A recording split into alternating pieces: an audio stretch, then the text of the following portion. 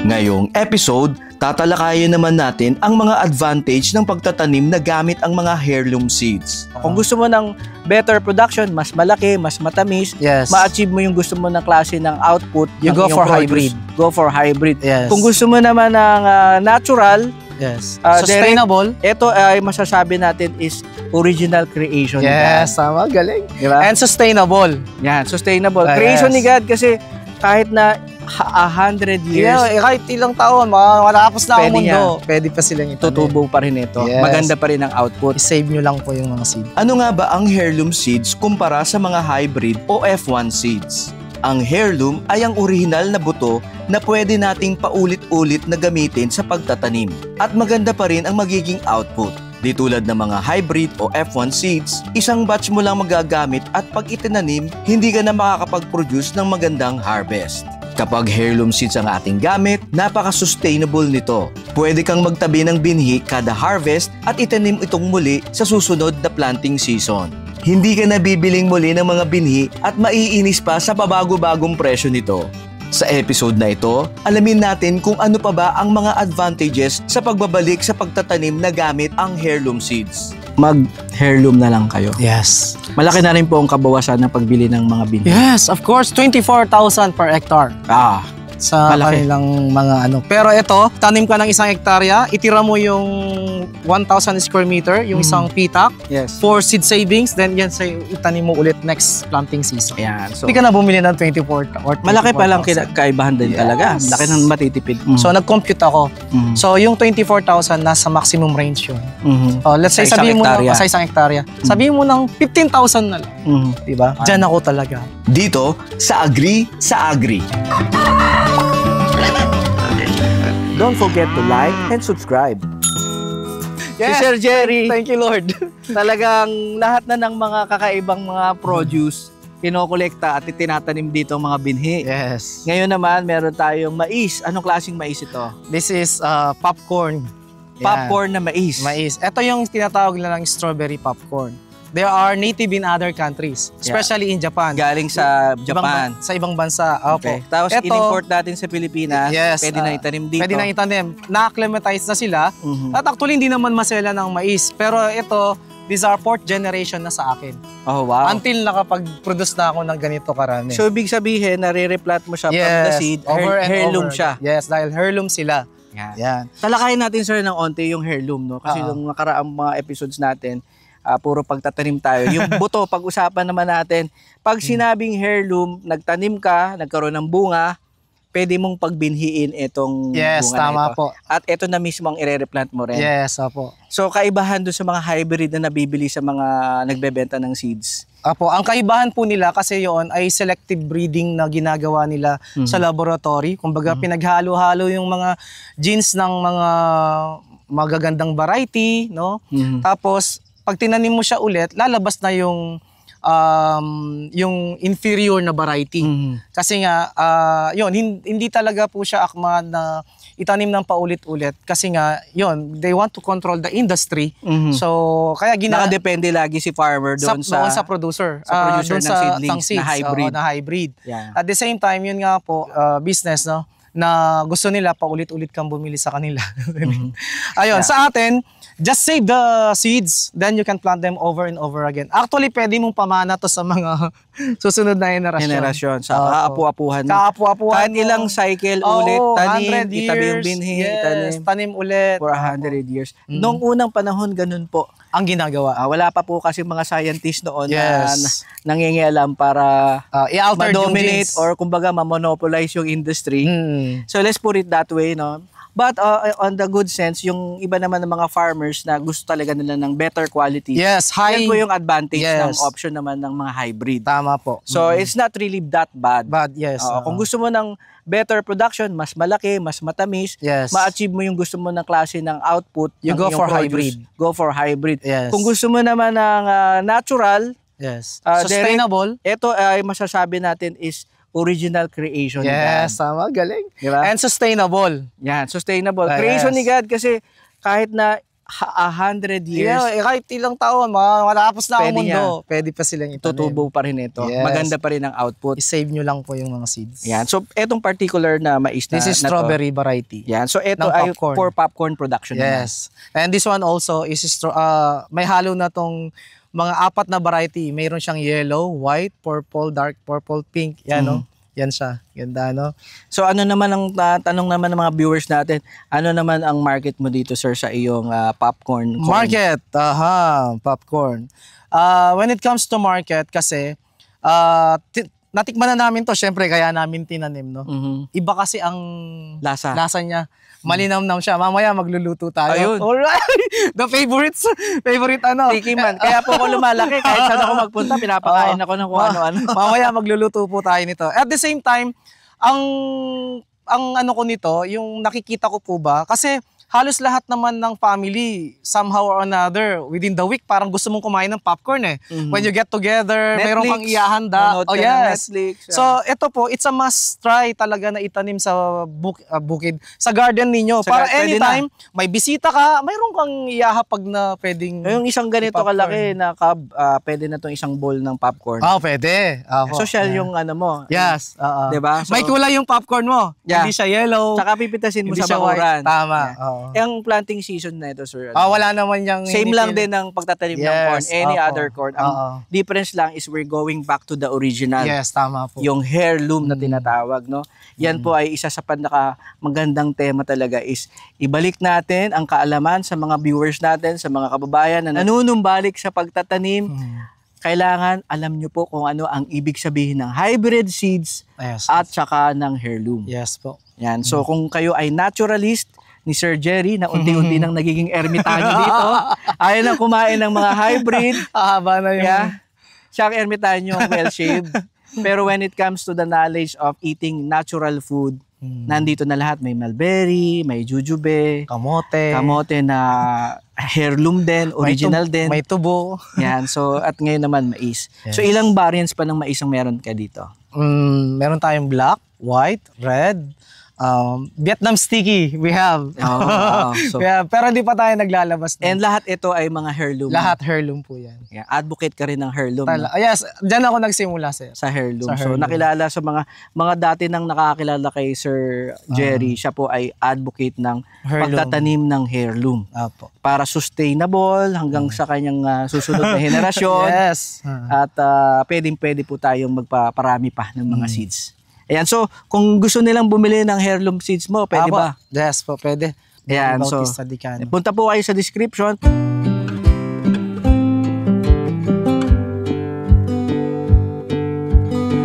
Itim na mais. Heirloom din to, sir. Yes. Ayan. So anong variety na to? Black corn. Black corn, talagang literal na black corn. Ano naman ang nito, sir? Market nito? Panglaga ba, kakainin? Panglaga, pwede rin po siyang pang-process. Those who want to make juice, coffee. Mga juice, mga ganun. So, kasi ito nagkukulay itong nila sa tubig. So, rich in antioxidant po ito.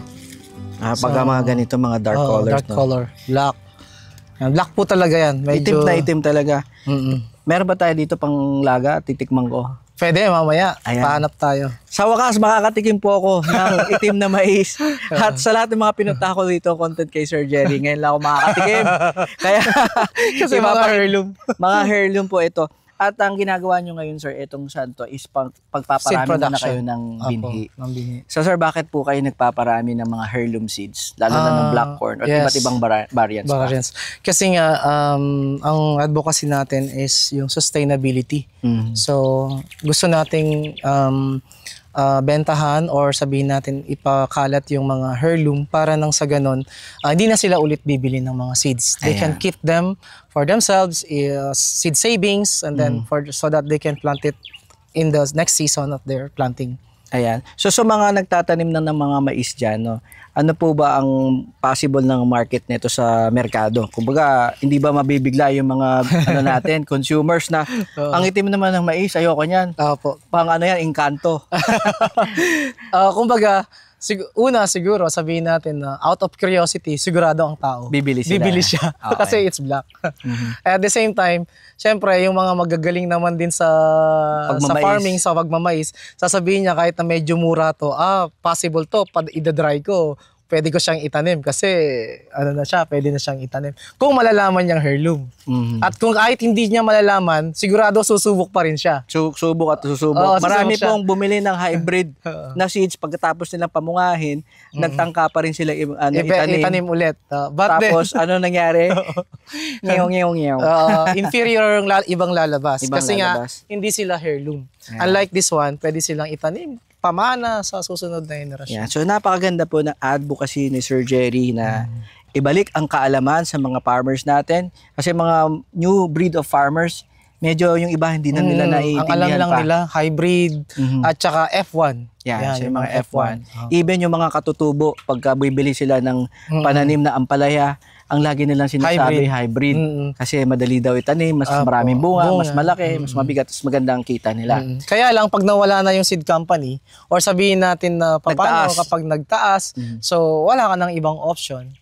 At meron din ba yan difference when it comes to, siyempre, yung resiliency? Yes. Mga puno or mga pananim. Kapag native po, alam naman natin, kahit naman sa tao, yung mga native sa kanilang lugar, medyo mataas ang resistance nila pagdating sa mga pests and diseases. Ayan. So yan po yung talagang dagdag kaalaman natin.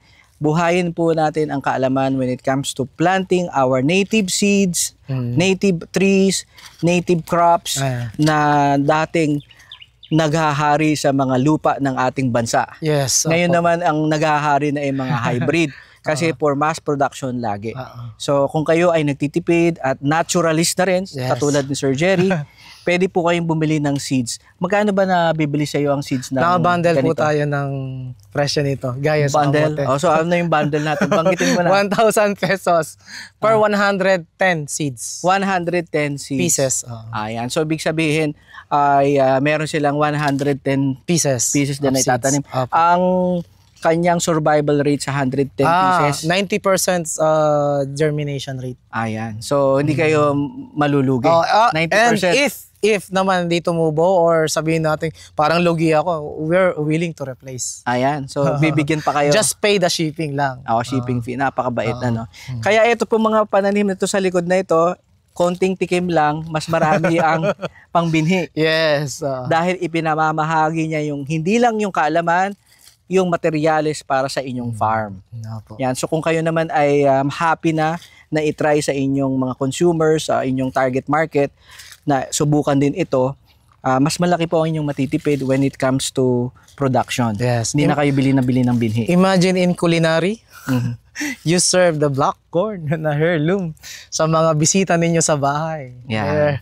Excited silang pumunta kasi mayroong black corn. Tama. First time nilang out of curiosity. Yeah, so marami na rin pong mga consumers or syempre sa mga fine dining, yung mga foodies dyan, naturalist na rin sila.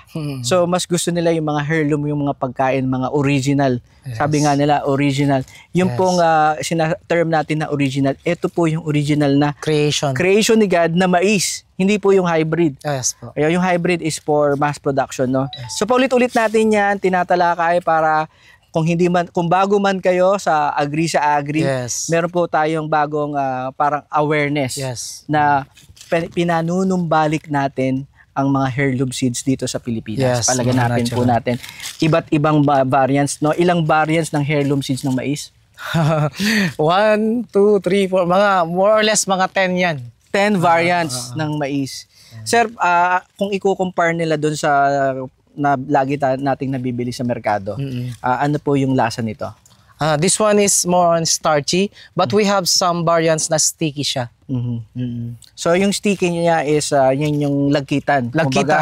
Yes. Atas manamis ba? Matamis. Matamis. Unlike this one, ito kasi more on processing to ng mga like yun nga, much more on like coffee and juice pwede po to. Ayan. So more on sa food production siya. So kung gusto niyo ng added value sa inyong restaurant at meron kayong farm or gusto niyo naghahanap kayo ng supplier, nandito lang po si Sir Jerry. Yeah. Kakainin ko na ito mamaya. Next tayo, white corn. White corn naman.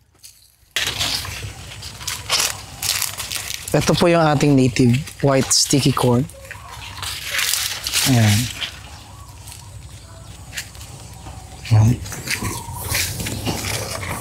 Yan.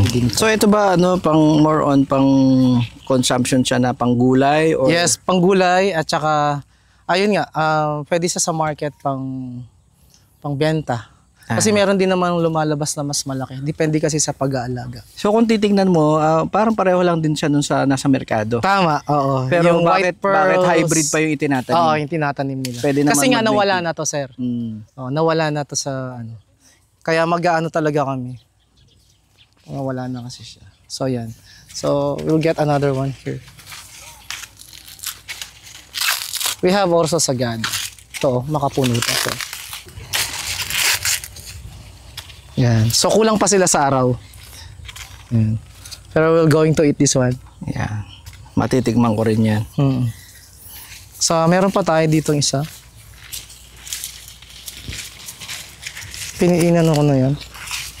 Yung sagada, sir. Ayan. Dahil nga nakatabi siya sa white, meron siyang ganyang medyo red. Sagada. Lumalaki din po yan, gaya nito. Pupunggok lang. So lahat po yan, gawin na natin. Nahalo lang siya.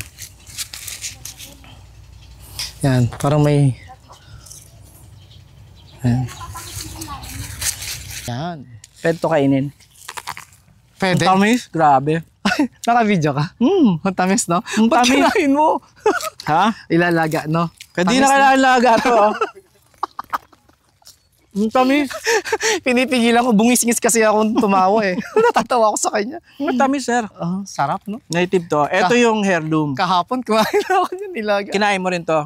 Pero nilaga, oo. Pwede naman palang hilaw pag bagong pitas. Manamis-namis. Kinain ko siya kahapon. Para lang kayong kumain ng baby corn. Lalo na siguro kung medyo mura pa to.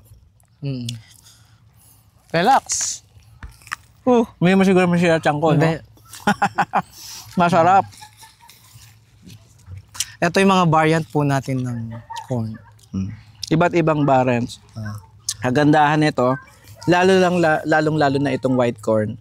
Kung kayo po bumibili pa ng mga hybrids or F1, mag-heirloom na lang kayo. Yes. Malaki na rin po ang kabawasan ng pagbili ng mga binhi. Yes, of course. 24,000 per hectare. Sa malaki. kanilang mga ano. Pero ito, you buy the white one. Bili ka ng white one and then tanim ka ng 1 hektarya, itira mo yung 1,000 square meter, yung isang pitak, for seed savings, then yan sa itanim mo ulit next planting season. Yan. So, hindi ka na bumili ng 24 or 24,000. Malaki pa lang kaibahan din talaga. Laki ng matitipid ninyo pag heirloom. Tinanong ko kasi yung yung isang farmer. Normally baka raw ngayon nasa 1,800 per kilo ng So nag-compute ako. So yung 24,000 nasa maximum range yun. Let's say sabihin mo na sa 1 hektarya. Sabihin mo ng 15,000 na lang. Di ba? Pwede na kayong bumili ng nun. Pataba at saka mga panglitsyon sa birthday nila. Di ba? Tama, sir. Totoo. Or anything na importante pa sa inyong farm. Diyan ako talaga. Babalik talaga tayo. So sa 1 hektarya, ilan ang pwede nilang i-save na pagbinhi? Parang sinasabi po ng isang farmer na kumpare ko, kasi I'm not used to plant talaga ng mais. Nasa 10 to 15 kilo. 10 to 15 kilos para meron kang next planting season. Sobrahan mo na. Tama. Para may spare. Kung pumalpak man, nabagyo ka or what. Tama. Kung may 2 hektarya kayo, siguro kalahating hektarya, puro seedlings lang. Seedlings, pwede nyo ring ibenta. Yes, opo. Maganda rin ang presyo kasi 1,000 for 110 pieces. Sa ngayon. Maganda ang market. Kasi ikaw lang nag-iisang heirloom supplier ng corn. So kung meron man, medyo tago sila. At si Sir Jerry maingay sa social media at suki-suki po ang inyong lingkod. Dito sa Agri sa Agri. Bentang-benta ako kasi hilaw pa lang. Kinain ko na. Pero wala pong walang pambobola, matamis-tamis. Manamis-tamis. Siguro naman yung mga corn farmer natin, hindi ako pagtatawanan. Kasi ginagawa din nila yan. Ayan, so punta na lang po kayo sa description if you are very interested na magkaroon ng mga heirloom seeds na pwede nyo ipamana sa inyong next generation. Yes.